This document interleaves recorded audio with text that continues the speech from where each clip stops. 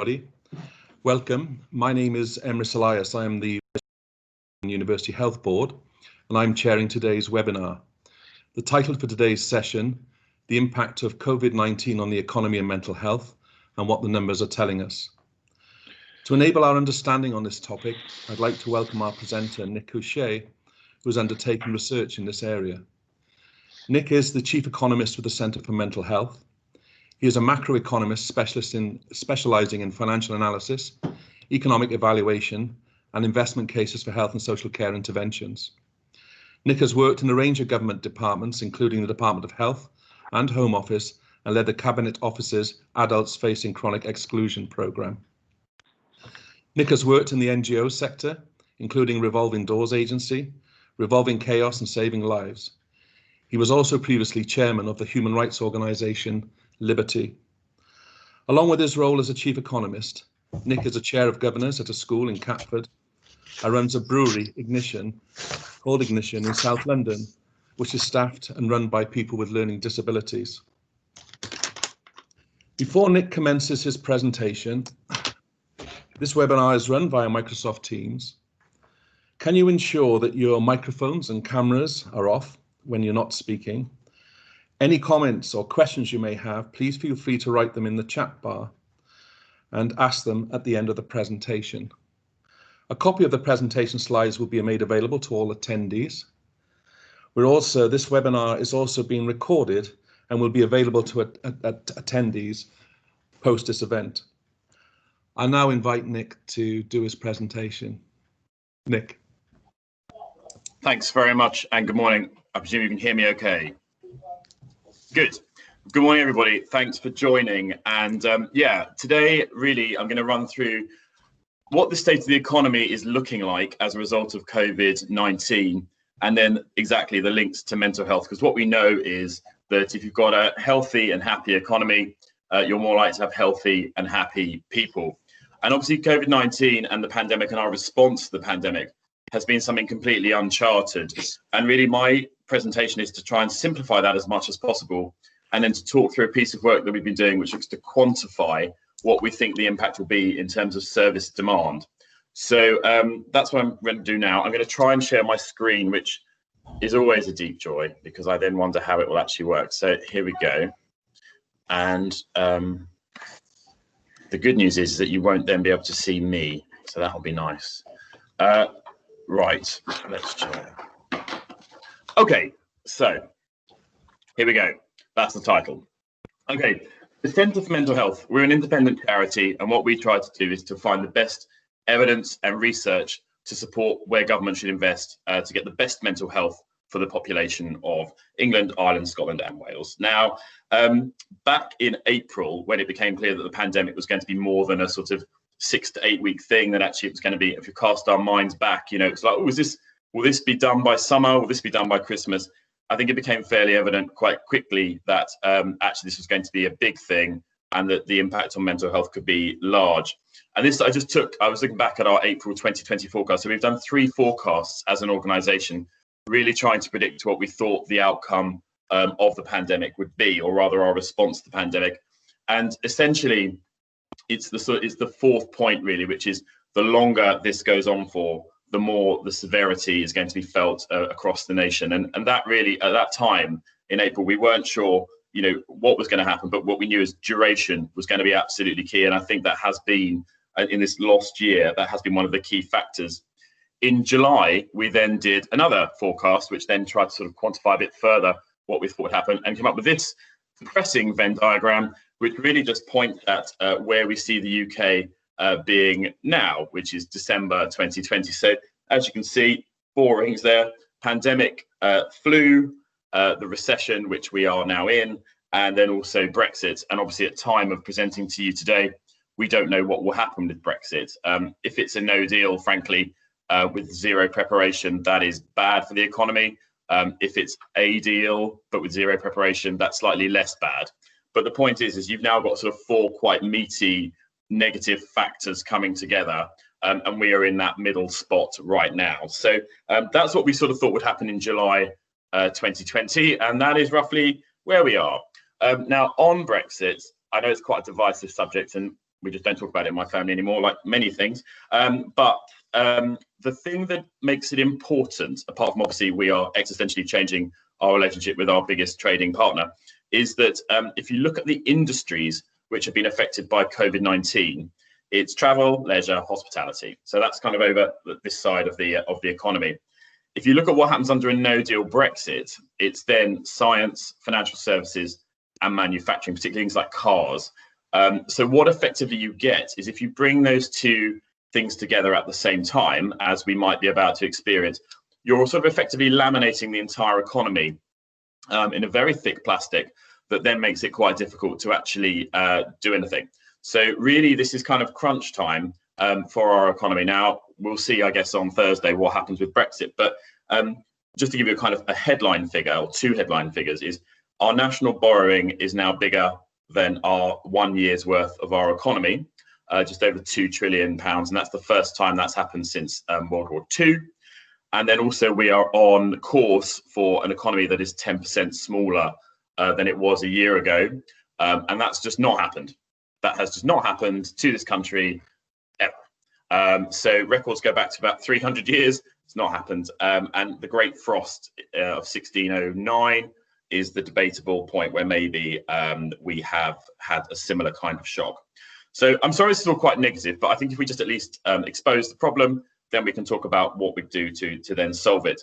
The thing that is really interesting and difficult about this is that whilst the impact is wide of the pandemic, it is not felt equally. And there's this quote from the Financial Times back in September, which is, "We are all in the same storm, we are not in the same boats."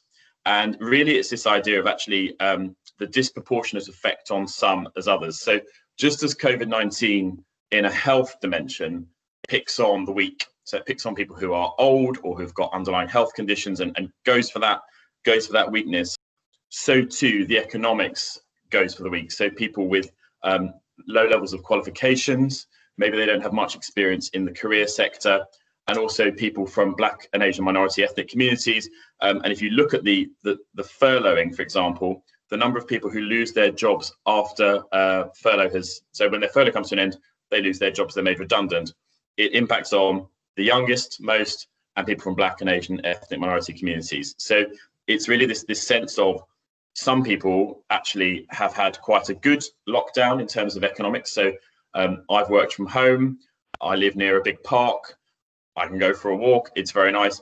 Other people, if you're trapped in a small flat with 3 children and no outdoor space and you're about to lose your job, that is a very, very different thing for you. So it's this sense of a disproportionate impact really on our society and on our country, which has the potential to be somewhat divisive. And I'm sure we all remember the 1980s and the impact that had as we've moved from manufacturing to a service and financial services economy in a very brutal way. And this, I would contend, is bigger than that. So what do we do about that? And how does this, this is depressing economic news. How does this impact on mental health? So the third part of our forecast, which came out in September, was I was lucky enough to work with NHS England colleagues from across the country. There were different foundation trusts. And what we decided to do was to try and come up with a model that used robust research to predict what we thought would happen to demand for mental health services as a result of COVID-19. So I'll just bring it up here so you can see it. I apologize, it's quite small. But essentially, there's not a great deal of research available on the effects of COVID-19. But what there is, the physicians and researchers trawled through and really just took out each of these sectors of the population. So you sort of had, there's research on the general population, frontline healthcare workers, people who've been on ventilators, people who've lost relatives. So, it seems like so long ago, but, people having to say goodbye to relatives through FaceTime, because people couldn't go to hospitals, which is disastrous. So looking at these groups and then what the robust research said in terms of what they thought the impact was. So, it's things like burnout, it's post-traumatic stress disorder, it's major depression, it's anxiety. And then what I did was to put that into a very simple Excel spreadsheet, which is what you're looking at now. And the attempt was to then put that all into one sheet and calculate what that meant for the impact on services. So for each line, we took the size of that specific population, we multiplied it by the level of mental health need that we thought we'd see, applied a discount rate to try and reduce duplication because someone could be in 2 or 3 different groups. So we applied a discount rate to try and cancel that impact out so you're not double counting. And then also looked at, well, what's the percentage of people that will actually need a service? Because as we know, some people will just deal with it. Some people will seek private help. Some people will not deal with it. And actually not everyone who has those problems ends up in a service. So what does that begin to look like? And for England, what that total sum looked like was 8.5 million adults, which is terrifying, but I do think realistic. And what's been really interesting is to talk that through with just, friends, family, colleagues, people who work in the charity sector, government. And I think there just is a sense of, yes, I think this is going to be existential and large. And what we therefore will need to do is to work out if that number of people come into a system, thus sort of essentially tripling the number of people in a mental health system, then even if the money stays constant, you're going to be reducing the average cost per head to 33%. So that is quite a big challenge in terms of, well, what do we do about that, and where are the resources for that, and how do we respond to that? And then just to draw your attention to the bottom line, which is people financially affected by COVID-19. And this is a study from Greece, which looked at the predicted demand following major depressions. This is basically where people just lose everything. And, the economy is disastrous. You lose your home, your company, your purpose, disaster. And what is interesting about this is that actually from the 1.5 million people who were on universal credit as a result of COVID-19, so the additional people that made it onto that benefit because they are in financial distress, actually only fed through to 29,000 people, 684, are likely to need services. So the point here is that actually you have quite big numbers of people, and then the demand that actually feeds through as a percentage is really small. But actually, if that number grows and grows and grows, then actually it wouldn't take long for that to become a bigger number. And I think this is probably the part where I feel that the economic meltdown hasn't really shown its hand just yet, and therefore we will see more of this to come. So another Venn diagram, I'm afraid, which is, this is the challenge. So you've got mental health, physical health, and economic health. Now, if you look at the way in which different countries have responded to COVID-19, you can see quite clearly that in some cases they've kept the economy open and they've just said, tough, we'll just have to try for herd immunity. And then actually you've then seen COVID cases get out of control, and then like to see mental health also follow a decline. I think in this country, we have sort of, I'm not quite sure what all the governments have done. I mean, obviously each government has different approaches, but I think, the economy is looking bad. I think physical, the death rate for COVID-19 is high. We're very high. And then I think the mental health is going to be difficult over the next 2 years. So not a great show, really. So let's stop sharing that.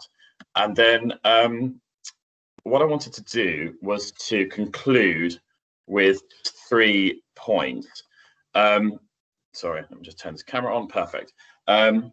Which is really this, is that there's the so what for you. You're in your office, or you're in your kitchen, or you're like me, you're in your dining room. And okay, so the economy is not going to be great, and there's going to be a surge in demand for mental health services. So what? So I think there are 3 headlines really, which I would point you towards. The first is NHS workers. Now on the list of sort of forecasting that we did, it was very much around people who are on the front line during particularly the first wave, where I think people felt they were working in some sort of zone of war. It's burnout, post-traumatic stress, and psychological distress is what the research has shown. And a lot of the research on frontline workers in other countries has been very robust. And it was actually one of the areas where there was the most to tell, apart from people who've been on ventilators. But high numbers. So, sort of 45% having high psychological distress, which turns into about 20% of those people then needing additional services. So I think there's a real thing there about how do you respond and look after your own staff and make sure that they are able to cope with what has happened to them, We know that in things like post-traumatic stress, there's a 2-year delay. So these things take time to feed through. So what is it that that's going to be the strategy here for those people? The second thing is about this variability. I think this is going to be very, very interesting. I think much will be written about COVID-19, but this sense of you will have some winners who have, upgrading their car, upgrading their house, they're working from home, it's all great, and you'll definitely have some losers. And the opportunity for severe poverty, for people to feel they completely lack purpose, for a generation of people who are maybe 18 or 19 now, are not in higher education, are not in any education, who are coming out into the world, and there is nothing for them to go and do.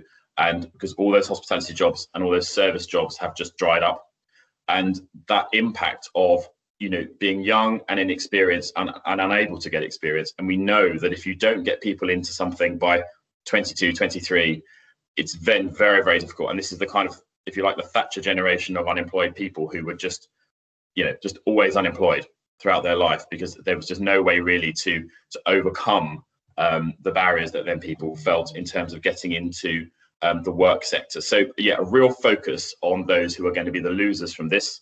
And if you have a chance, type in BBC News Burnley COVID into YouTube, and there was a report last week on the 10 o'clock news, and they just looked at Burnley and what was happening there, and it was a bit of an eye-opener, I think, in terms of actually what's going to happen. And that is then, the mental health is the issue then that follows with that, because if you take away people's purpose and you take away people's chance to earn their living and have a family and buy a home, these things we know are huge risk factors. And then finally, my sort of keyword for next year, if we all get to next year, my keyword for next year is proof. Is okay, how are we going to know that what we think is going to happen is actually happening? So at Centre for Mental Health, we are going to redraft the model. We are going to match the predictions to what is happening. We're going to update the research and then issue a reforecast, because you should always reforecast every quarter. But also for yourselves, what is it about your systems that are going to tell you where the problems are? So, if we know, for example, that it's 16 to 18-year-olds who are not in employment or education, just say it's that group, how are you going to know when this group have developed mental health problems that require interventions, where they are, how many of them there are, and what it is they're going to need? So where are those parts of the systems? Is it Samaritans? Is it GP surgeries? Is it A&E attendances? Is it the police? But having that intelligence coming at you quite quickly and quite rapidly, so that you can say, hold on a second, we've got a spike over here, we've got an increase in demand over here. What is that expected? What is that, and why is that? I think will be really crucial. And we're doing a lot of work really with trusts and saying, look, where do you get your customer intelligence from, so that as quickly as possible what's happening? Because spending resources wisely and focusing them in a very targeted way is going to be absolutely crucial over this period of time, because we don't have exponential amounts of money, and therefore knowing where to target is going to be the thing. So NHS workers, variability in the impact, particularly on the young, and then systems that listen. They really are the three headlines. So with that, I will stop talking, and then I think we're going to take some questions.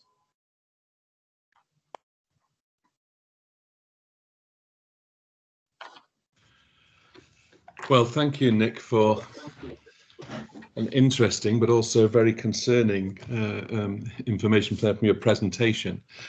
The first question I've got is from Julie Castley in Cardiff and Vale Health Board, and she asks, how does the current circumstances compare with the austerity of World War I and II?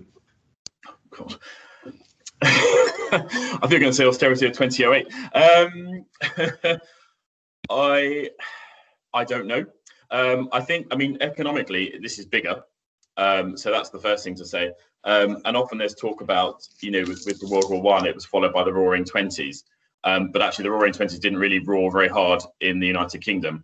And actually, what we sort of went through was a kind of period of very slow growth, bit of a peak, then down, and then into World War II. So I think we are coming at it from a higher standard of living. We don't have mass poverty, we don't have mass lack of education, people tend to be literate and so on. So we're coming at it from a better base. But if this goes wrong, I think we could fall out of the G7. I don't think that's implausible. And that would mean we're a radically different country without a power base. Where I suppose in World War I and II, with America sort of led the world. And so I think, it certainly has the potential to be bigger than that. And it'll just be bigger in a different way. You won't have 1.5 million people dead, but you will have high levels of unemployment. Okay. Sorry, it's pressing. A second point we've got here is that who does the listening well, and what components do you need? Sorry, I've got it's a few of just. Please excuse me for a minute. They're all coming through these questions now. Please bear with me. I mean, I can answer the listening one if you want while you're reading. Yeah, that's great. Good. So I think the systems listening one, I think it is. So there's the big three, GPs, A&E, and the police. So having those things, because it's essentially any service where it is free at the point of contact and you can just rock up. Now I know with A&E, for example, my local hospital, you now have to ring before you can go. So that has changed. There's less of that, but they are your principal three. For younger people, it's obviously schools if possible. But then it is things like Samaritans. Now that, again, an anonymous service, but actually if you can at least look at the figures, it tells you, what the kind of surges are. But those three principally, if you can get those in place, that will really help you to know who's coming through and where and why. Okay.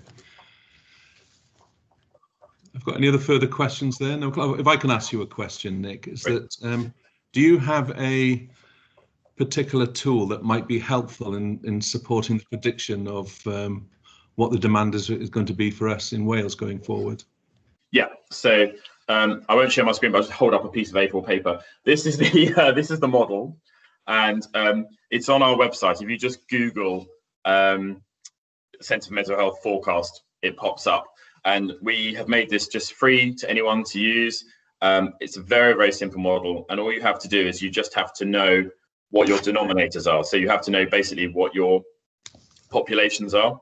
And then you just pop them in to the column C, and then the spreadsheet will do the rest. And then what that will give you is a kind of a number, which gives you a sense of the magnitude. And I think why numbers are important is I think it's really key to have a sense of the scale. So, do I know it's going to be 8.5 million people in England?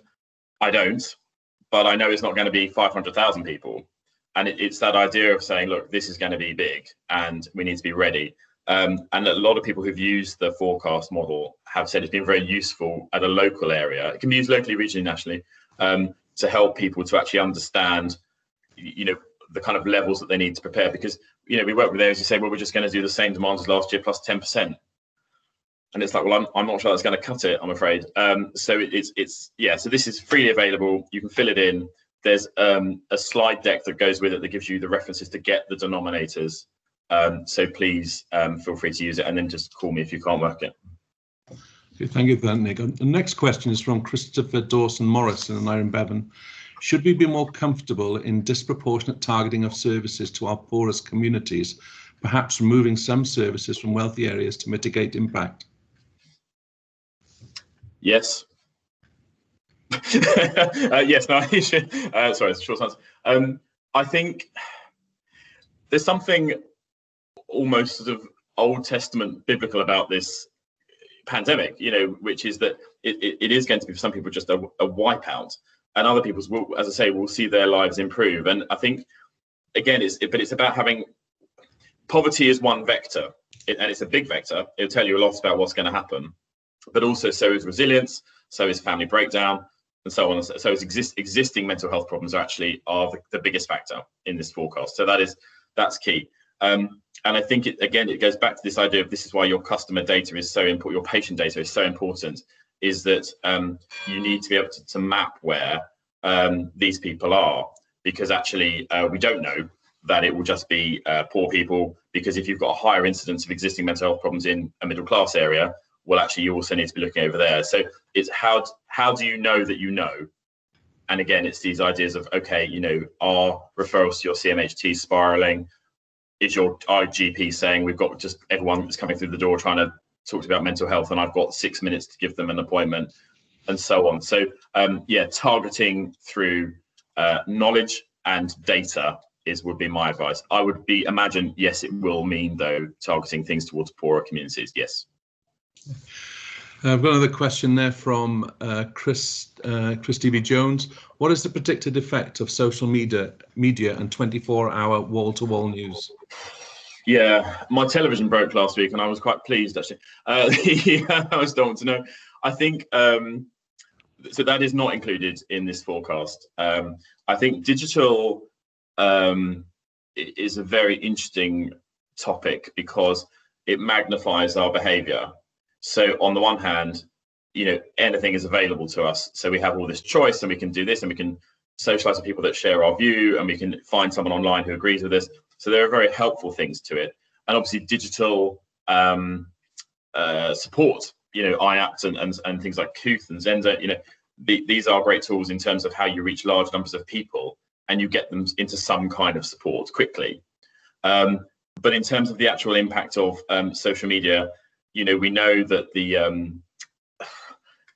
it's very hard to be 12. I think. I mean, children judging how they are liked, how many likes they get, how many this, how many that, and being judged every day in a way that just I wasn't at school. And we do know, but I think it hasn't yet been quantified, I think what I would say. So I think we know it's an issue, but I think it hasn't really been quantified in terms of the precise impact, particularly on younger people who are never off and wake up in the morning and the first thing they do is work out, was yesterday a success or not, because I've got 35 people telling me that I look good.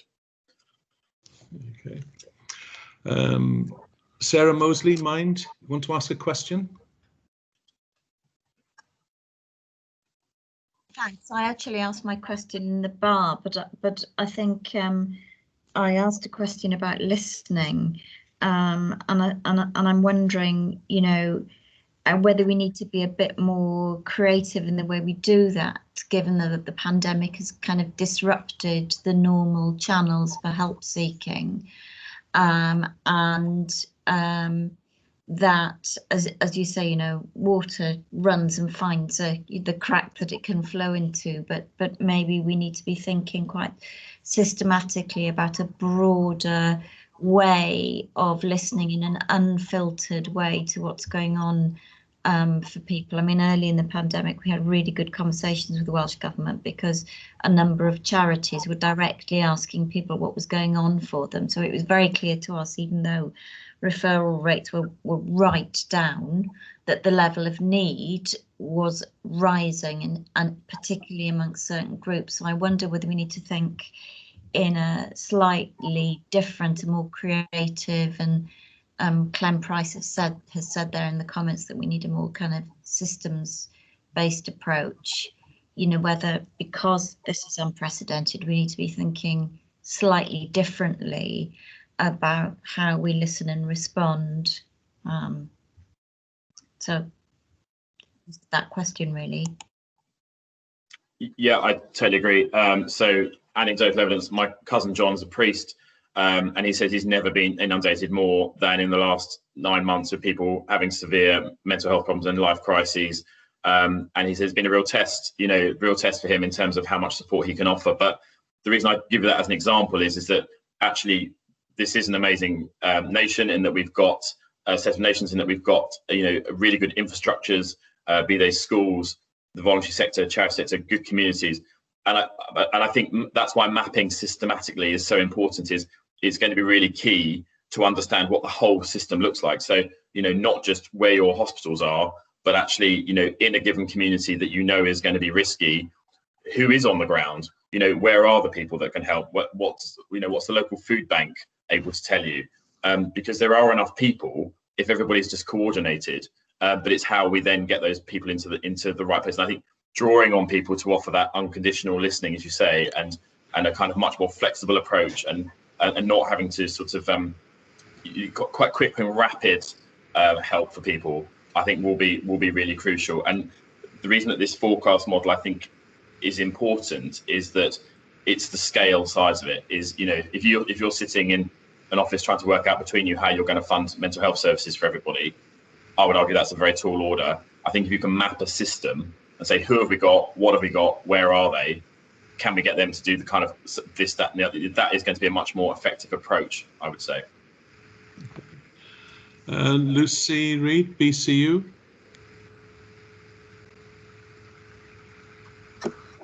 Thank you, Emrys. Yes, thanks very much for your presentation, Nick. It's been sobering. Sorry. but really very helpful.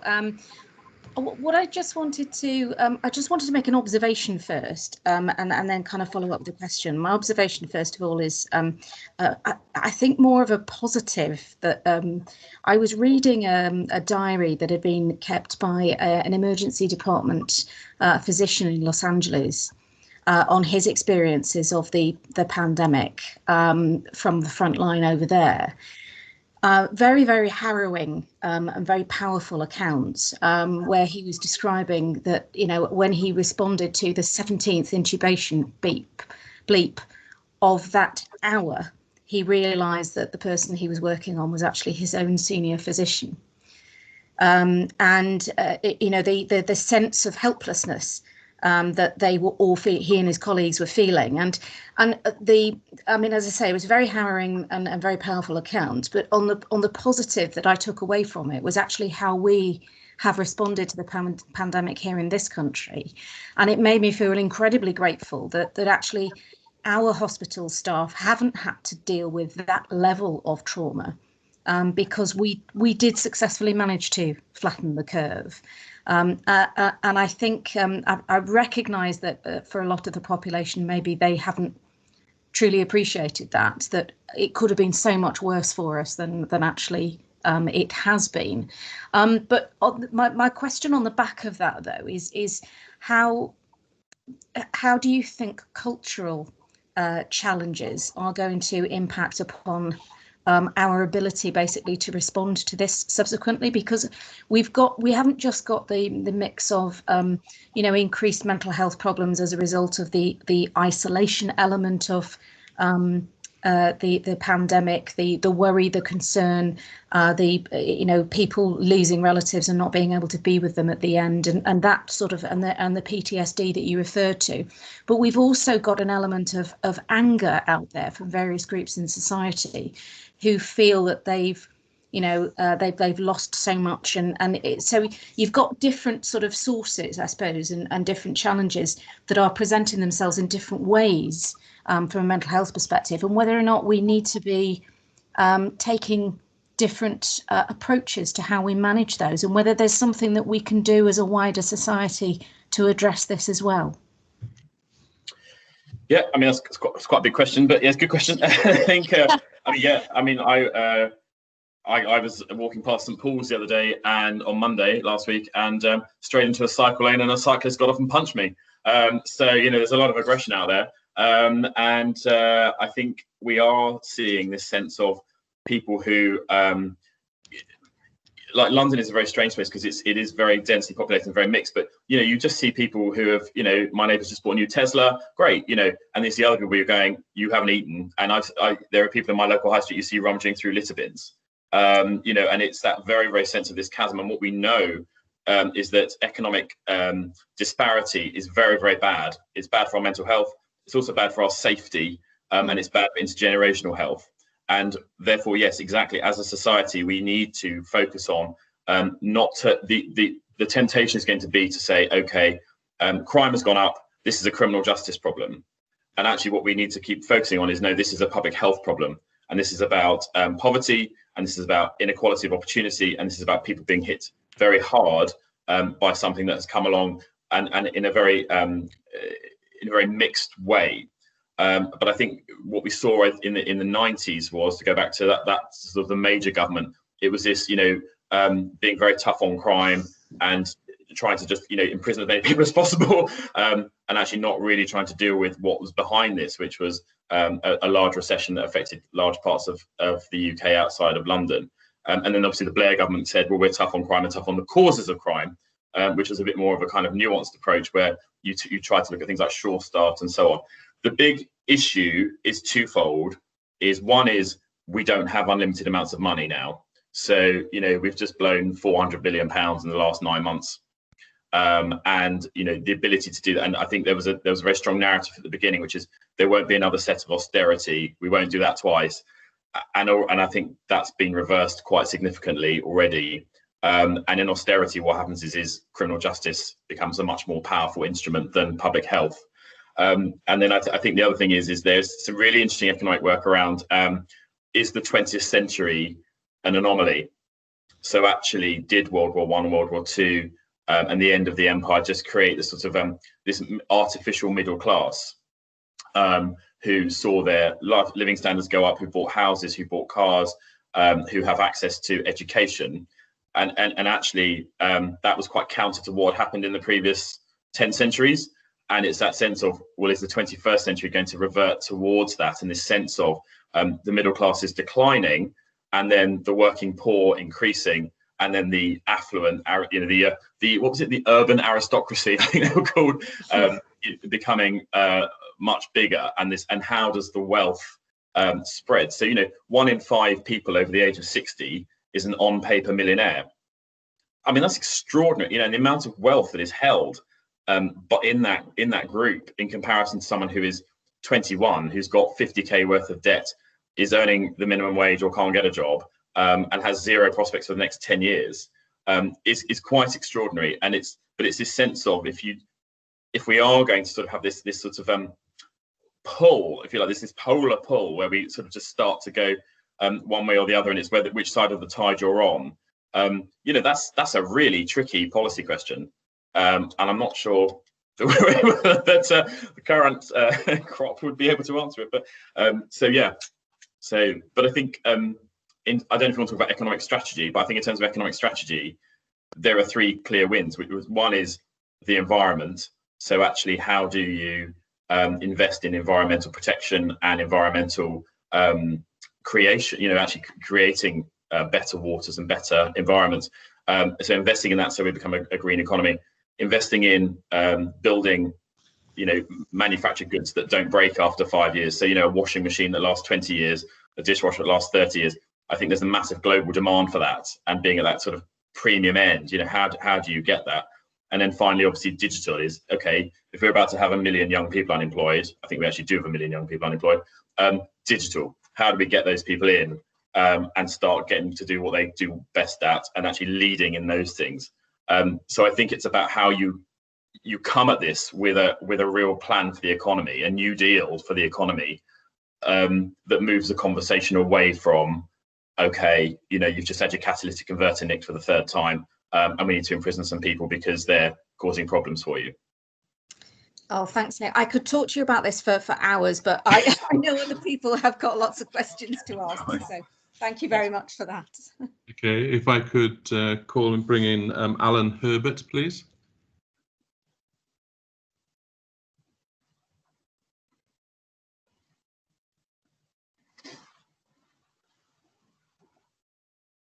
Alan? Okay, if I could go to Sarah. Sorry about that. People, mental health sits as one of a whole range of other disabilities. I work for a disability charity. People with disabilities have been under a real squeeze from benefit systems with the actions of this current government, and they suffer increased stress already, moving from disability living allowance into PIP and other things. Do you think this is the time that government should take the squeeze off and allow people a period of time until we're at least have got some blue sky where people with disabilities are not being unfairly targeted, because the work they're trying to push people into, they're already finding it difficult to get, and there's going to be less of that work. So it's just going to add with another kind of increase of stress on the people who are already very stressed. Yeah, great question. So I mean, so I'm a volunteer for Lewisham MenCap here in Lewisham, and obviously the brewery, you know, we employ people with learning disabilities to brew great beer. But and we're interested in the brewery front. We're actually looking at expanding the number of breweries, because with high streets collapsing, we're like, this is a great time to get out there. I think we don't have unlimited money, so that means there's difficult choices. And what happened in the 08 recession was that the choice that was made was to put a triple lock on pensions, so that they would always go up by a minimum. So it's either 2.5% inflation or something else, which I now can't remember. But anyway, that was locked in as a sort of, this is okay, your pension is safe. And then what you then saw, which is what you've just outlined, is a sort of is a cutting back of benefits for disabled people, people who are long-term unemployed because of a disability, of which there was a massive growth during the early 2000s. I mean, 1.5 million people were added to that number in a very short space of time. And I think we are now going to come back around and face that choice again. And the difficulty is, I mean, I was trying to broach this with my parents the other day, is what you really need is to have an intergenerational wealth transfer program. So you say to people who are in their 60s, 70s and 80s, you know, we need to just start moving the money out and down into the young group. So, you know, invest, buy, you know, put money into new businesses, use your savings, don't just sit on them. If you've got wealth, you know, we probably need to tax that more.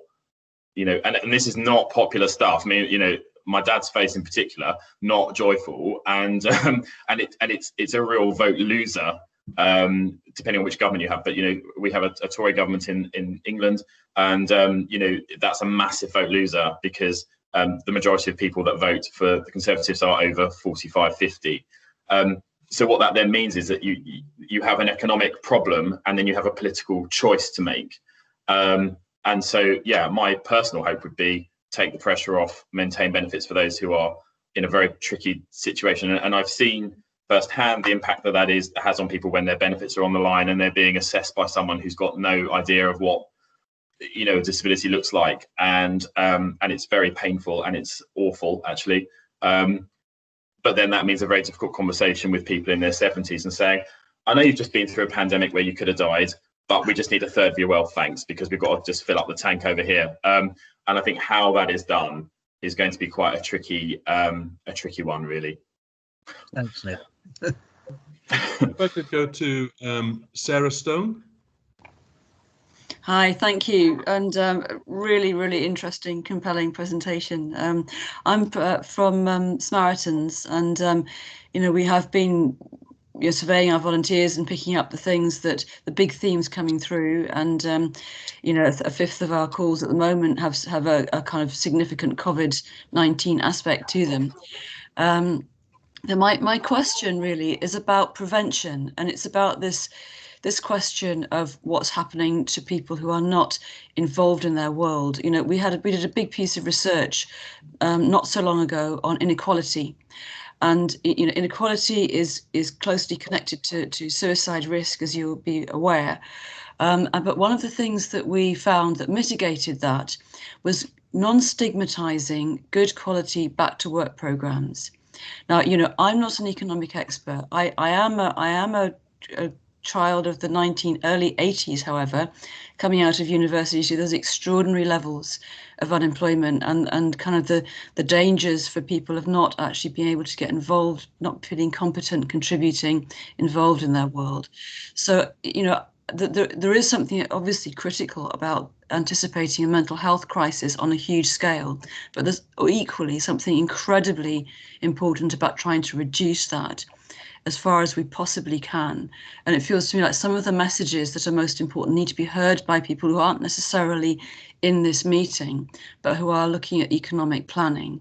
And it's a message that we've been giving consistently from, you know, the Wales Alliance on Mental Health to the Welsh Government, you know, trying to get this out into the public mental health sphere, but saying, you know, economically, you know, in terms of how people are being, how we're going to avoid that terrible waste of people's talent and abilities and energy, saying that to the people who need to hear it and have some power over those schemes. So what my question is, how do we do that best? How do we get that message to the people who can help to prevent, as well as people who can deal with this, you know, after the damage is being done? Yeah, I mean, absolutely. And it's funny, I'd always much rather ask questions about the economy. So thank you for that question. And also thank you for all that Samaritans do, because it is extraordinary. Yeah, I mean, this is what I was saying about sort of a new deal is, you know, is Rishi and co are going to have to come up with something, I think, that is going to really inspire people and say, right, you know, Britain, we're ready to be invested in. and we're a place where people can come and thrive. And if you left university in 07, say, and then went out to work, your real salary, your average real salary, will not have increased for 11 years because of austerity. And that's really depressing for people. And so those living standards just have not improved at all. And that's taking into account London, where there was a big increase in living standards. So, actually elsewhere it's declined. And now we're about to go through the same thing again. And I think it's how do we prioritize purpose? And, and it doesn't matter how many econometric models I do, and all this stuff around forecasting and is this significant, is that significant? In the end, it comes down to, do you have a purpose for your life? Do you have someone who loves you? And do you have somewhere safe to live? That is pretty much the basis of human survival and happiness. And it's not everything, but it's a lot of it. And I think, it really is going to be that hardest one to do. We can all build houses, but the hardest one is going to be how you get people into jobs. And that's why I think, as I said, it's looking into these, what are the new industries going to be? Because we can't just say the answer is making more cars. We're not going to have cars in 20 years. So, what is it that we're going to do that's going to be different? So, digital, environmental, and high quality goods, I think, that are, going to be the way. So someone was telling me very interestingly, I don't know if you will remember this, there was a Samsung washing machine that had a silver plate in it that could apparently wash clothes without detergent. Amazing. That's the kind of thing that needs to be out there, is how do we to get these new inventions out there, which then you say to people, great, we're going to create 7,000 sustainable jobs here, come and get them. And I think if we don't do that, then places like the valleys of Wales will be very, very hard hit, because and even in London, apparently it's not 800,000 people have left England since the beginning of the pandemic. And that's just largely economic moving, people just saying, actually, I'm going to go. But what do you do if you don't have an option of somewhere to go and you're just there and there's nothing for you to do and there's nothing for you to work? So that's a very long way of saying, yes, Sarah, I think we do need some employment programs, and they don't need to be stigmatizing. Nick, I'm conscious of time here. There's a few more questions to ask. Is that I've had one from Gwendolyn Stirk. She's asked, in domestic and sexual abuse services, we're already seeing significant increases in complex high mental health.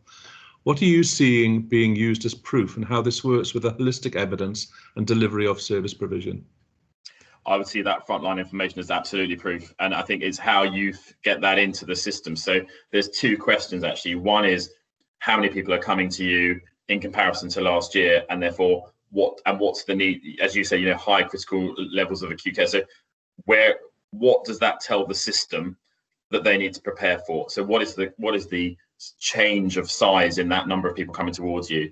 And then the second thing is okay, for every one person that comes to see you, how many do you estimate are not coming to see you?